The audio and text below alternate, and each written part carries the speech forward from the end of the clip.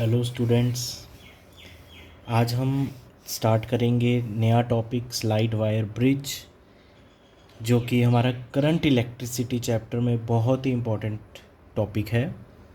तो आइए हम स्टार्ट करते हैं। सबसे पहले देखते हैं कि स्लाइड वायर ब्रिज होता क्या है। तो बेसिकली स्लाइड वायर ब्रिज एक इंस्ट्रूमेंट है जिसकी हेल्प से हम किसी भी पीस ऑफ वायर की रेजिस्टेंस फाइंड आउट कर सकते हैं, या आपके लेबोरेटरी में अगर कोई रेजिस्टेंस कॉइल है जिस पे रेजिस्टेंस की वैल्यू मेंशन्ड नहीं है, उसकी रेजिस्टेंस क्या है वो भी हम स्लाइड वायर ब्रिज से डिटरमाइन कर सकते हैं। अपार्ट फ्रॉम फाइंडिंग रेजिस्टेंस, हम किसी पर्टिकुलर कंडीशन पे टेम्परेचर क्या है सराउंडिंग का या लैब का टेम्परेचर क्या है वो भी हम फाइंड आउट कर सकते हैं यूजिंग दिस इंस्ट्रूमेंट। तो first of all, slide wire bridge is an instrument used for measure resistance of any piece of wire and to compare two resistances। हम दो resistances को compare भी कर सकते हैं and to find unknown temperature। तो अब हम देखते हैं कि ये इसका प्लॉट है वो क्या है, डायग्राम कैसा है। तो इस तरह से एक वुडन प्लैंक होता है जिस पर दो एंड्स के अक्रॉस एक वायर फिक्स होती है, और बिल्कुल उस वायर के साथ साथ, आई मीन टू से अलोंग दैट वायर एक स्केल होता है। यूजली इस इंस्ट्रूमेंट में जो वायर यूज़ की जाती है उसकी लेंथ होती है 1 मीटर, मतलब 0 to 100 सेंटीमीटर स्केल तक लेंथ होती है वायर की। इसलिए इस इंस्ट्रूमेंट का नाम मीटर ब्रिज भी है। लेबोरेटरी में यूजली इसको मीटर ब्रिज के नाम से जानते हैं, और आपके सिलेबस में ये प्रैक्टिकल भी है, तो आप लेबोरेटरीज़ में बहुत डिटेल में इसका यूज़ देखोगे। ठीक है। अब जो ये दो टर्मिनल्स हैं वायर के, वहाँ पे इस तरह से मेटल की स्ट्रिप होती है, कुछ इस तरह से।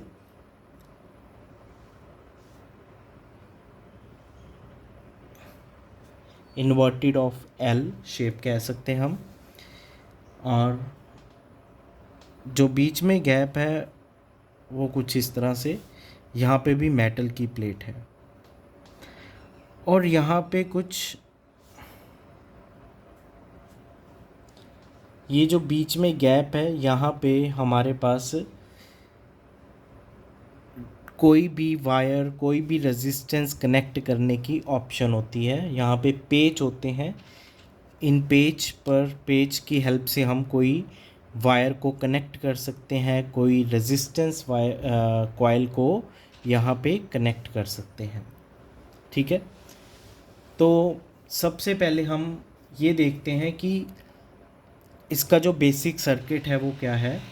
तो देखो, इसको मैं ए टर्मिनल मान रहा हूँ, इसको बी टर्मिनल। जब भी आपने मीटर ब्रिज को यूज़ करना है तो सबसे पहला काम है कि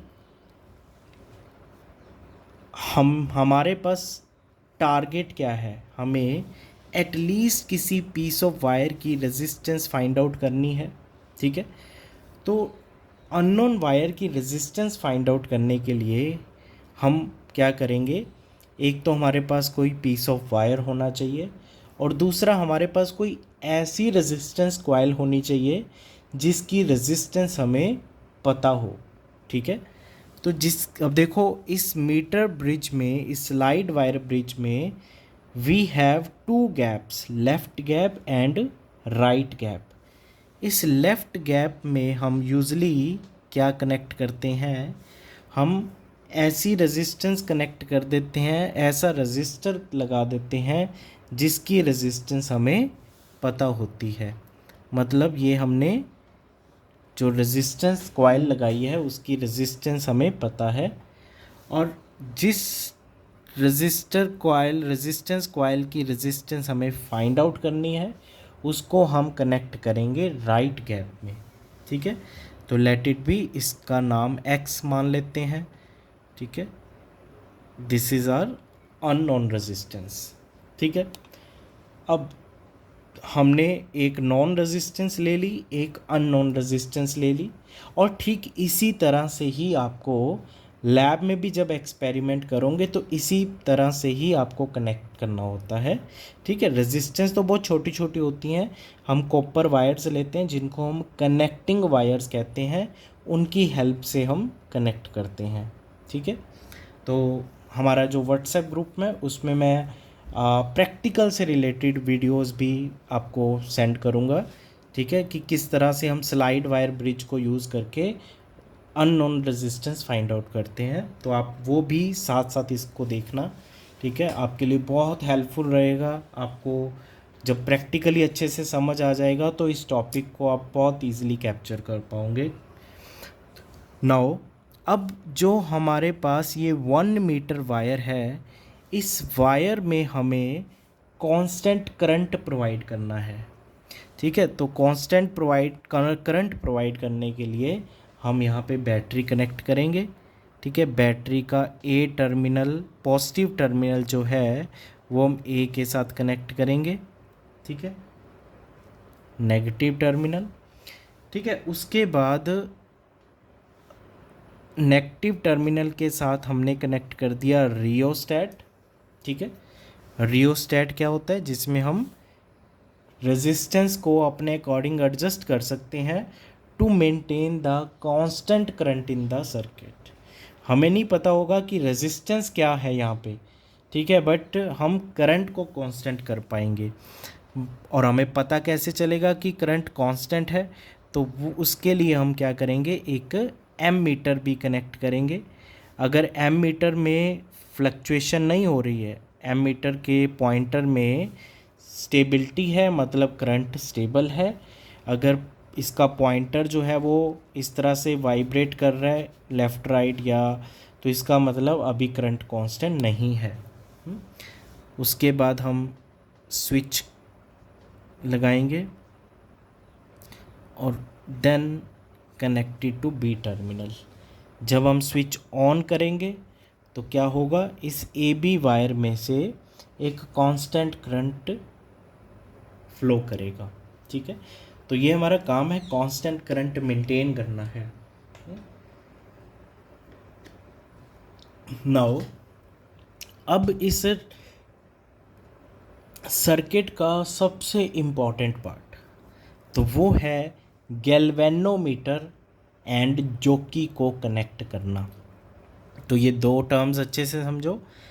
गैल्वेनोमीटर में दो टर्मिनल्स होते हैं, एक टर्मिनल तो हम यहाँ इसके साथ कनेक्ट कर देंगे, ठीक है, नॉन और अननोन रेजिस्टेंस के बीच में जो हमारे पास कनेक्टिंग पॉइंट है वहाँ पे लगा देंगे।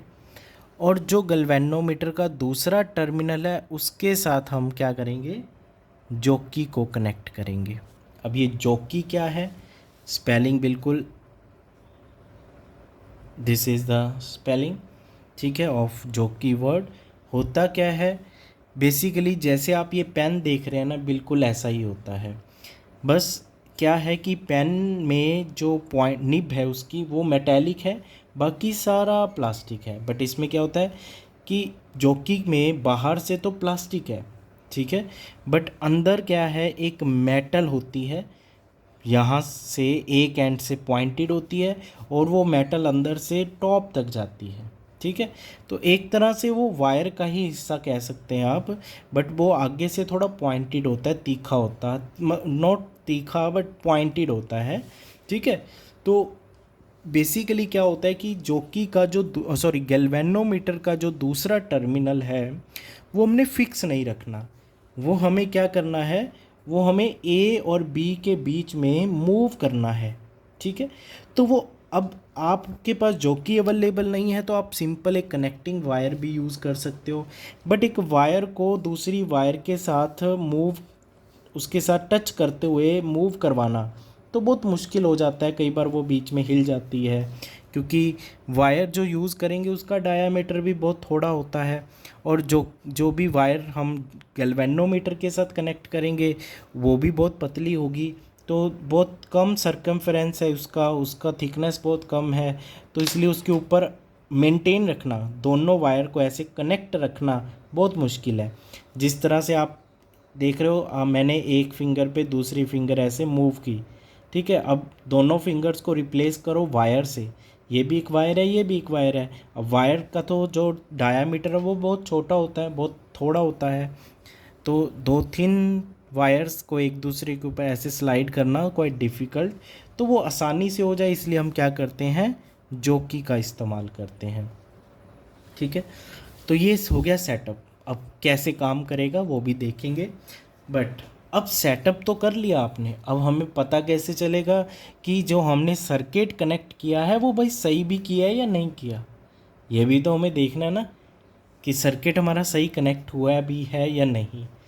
तो उसके लिए सबसे पहला काम क्या होता है, आपने सर्किट को ऑन करना है, यहाँ से सॉरी आपने सर्किट को ऑन करना है, और जो जॉकी है उसको पहले ए पॉइंट पे टच करना है, मतलब वायर के लेफ़्ट एंड पे टच करना है, ठीक है। और फिर आपने वहाँ से वो उठा के जॉकी को इस वायर के राइट एंड मतलब बी पॉइंट पे टच करना है, ठीक है।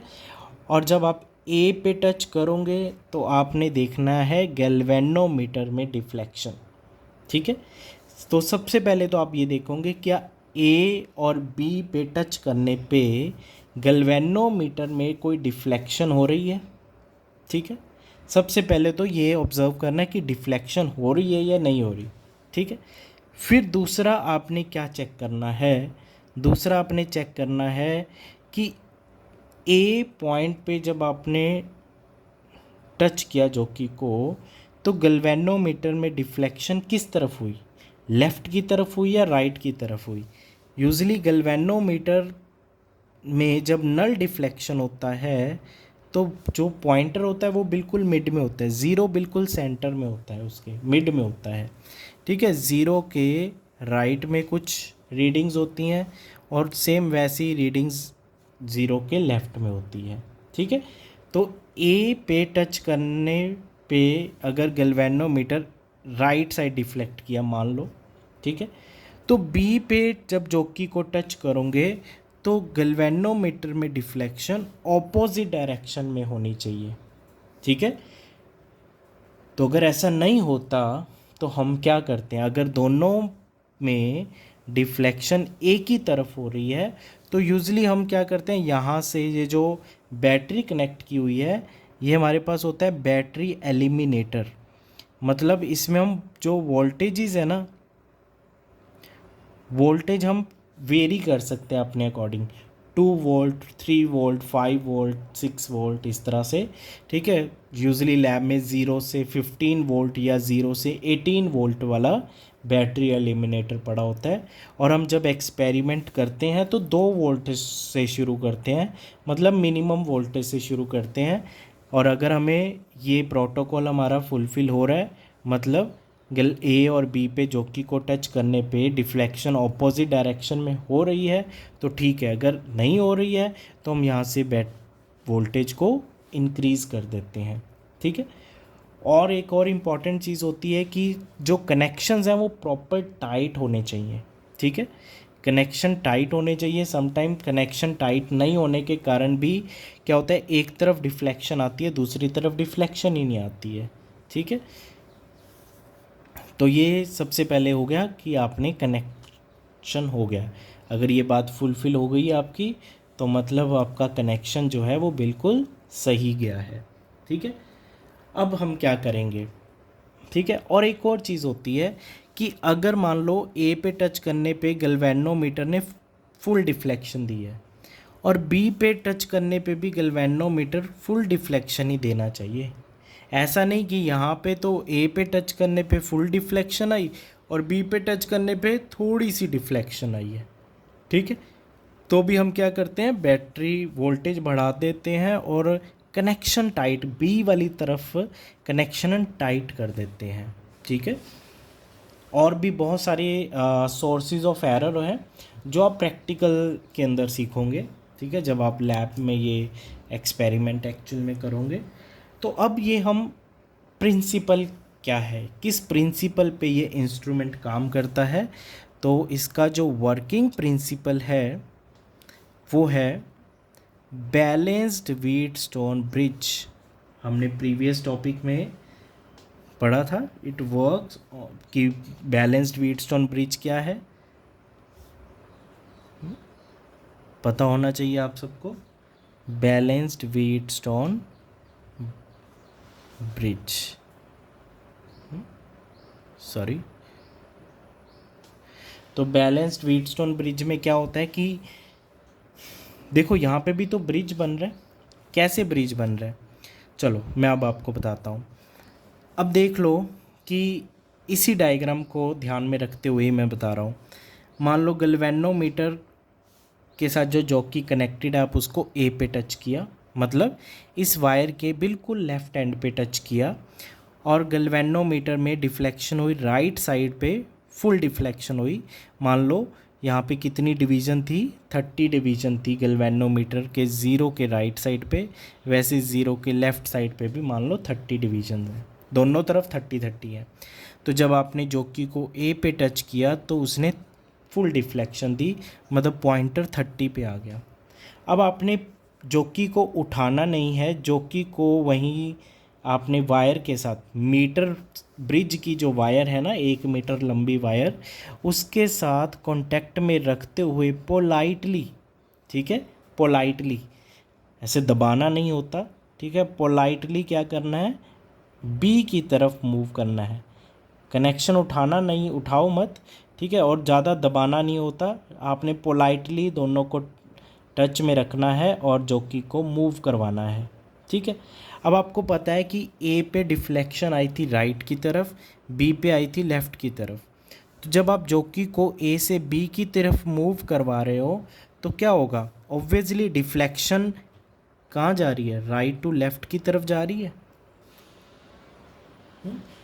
Simply deflection right to left जा रही है और राइट से लेफ़्ट जाते हुए रास्ते में ज़ीरो आता है।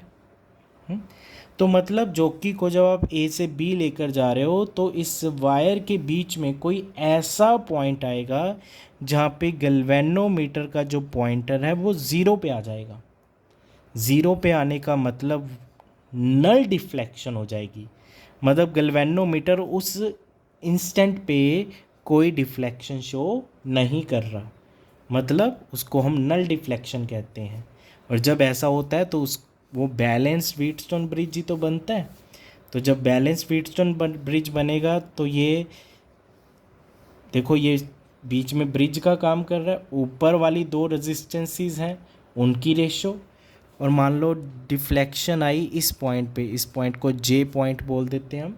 ठीक है, तो जे पॉइंट के लेफ़्ट में भी कुछ वायर का हिस्सा है, जे के राइट साइड में भी कुछ वायर का हिस्सा है, और वायर की कुछ रेजिस्टेंस है। तो इस पार्ट की रेजिस्टेंस कुछ होगी, इस पार्ट की रेजिस्टेंस कुछ और होगी, तो इनकी भी कुछ रेशो होगी। तो जब गैल्वेनोमीटर नल डिफ्लेक्शन दे रहा है तो उस वक्त आर और एक्स की रेशो और ये ए जे सेक्शन की रेशो और जे बी सेक्शन की जो रेशो है, रेजिस्टेंस की रेशो, ए बी सेक्शन की जो रेजिस्टेंस है उसकी और जे बी सेक्शन की जो रेजिस्टेंस है, इन दोनों सेक्शंस की रेजिस्टेंस की रेशो आर बाय एक्स के इक्वल हो जाएगी। तो उस तरीके से हम x की वैल्यू फाइंड आउट कर लेते हैं। तो बैलेंस्ड व्हीटस्टोन ब्रिज में हमने ये पढ़ा था P by Q is equal to R by X. तो R और X तो दिख रहा है, P और Q की बात करते हैं। तो देखो मान लेते हैं कि जिस पॉइंट पे जो कि ने नल डिफ्लेक्शन दी उसके लेफ्ट साइड पे जो वायर की लेंथ है वो है L, तो राइट साइड पे क्या होगी 100 माइनस L होगी, क्योंकि पूरी वायर की लेंथ 100 सेंटीमीटर है। तो मान लेते हैं suppose at point J on the wire AB galvanometer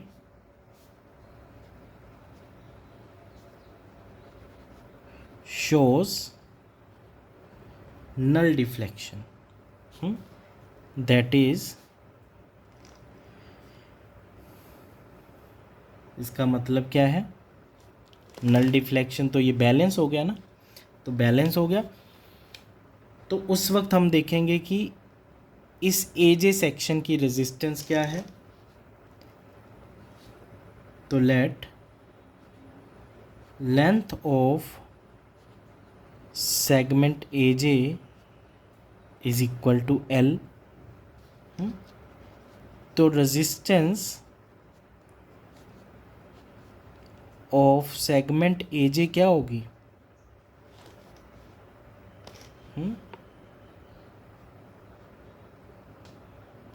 जिसको मैं P से डिनोट कर देता हूँ कि जो AJ सेक्शन है उसकी रेजिस्टेंस P से डिनोट कर देता हूँ।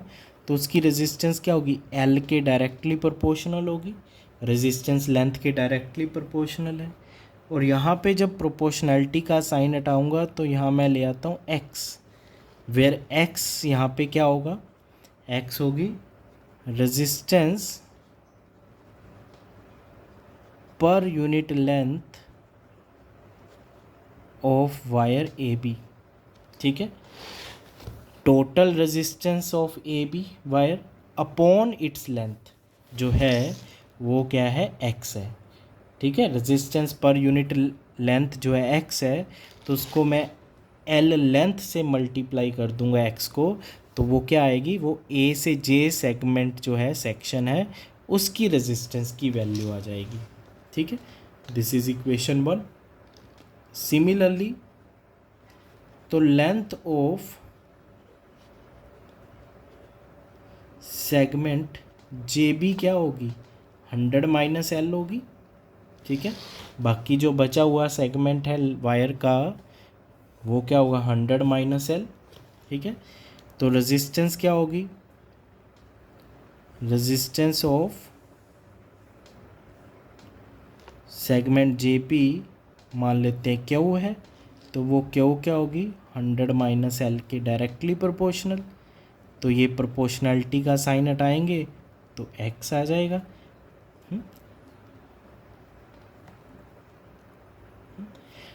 अब हमें पता है, क्योंकि ये जो हमने J पॉइंट लिया है वो कौन सा पॉइंट लिया है, जिस पॉइंट पे गैल्वेनोमीटर ज़ीरो डिफ्लेक्शन शो कर रहा है, मतलब सर्किट उस वक्त बैलेंस्ड है। ठीक है, तो सर्किट बैलेंस्ड है तो P upon Q is equal to R by X. ये तो बात हमें क्लियर ही है कि ये तो है ही ऐसा, है ना, बैलेंस तो है ही। तो according to condition of balanced Wheatstone bridge P by Q is equal to R by X. P का वैल्यू क्या था, P का वैल्यू है x इंटू एल और Q का वैल्यू है x इंटू 100 माइनस एल। दोनों वैल्यूज़ यहाँ पे पुट करते हैं।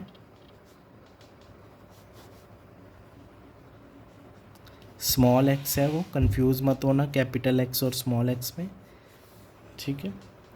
तो यहाँ पे r बाय एक्स क्या आ गया, l अपॉन 100 माइनस एल, तो x क्या हो गया हमारे पास 100 minus L upon L multiply by r, ठीक है।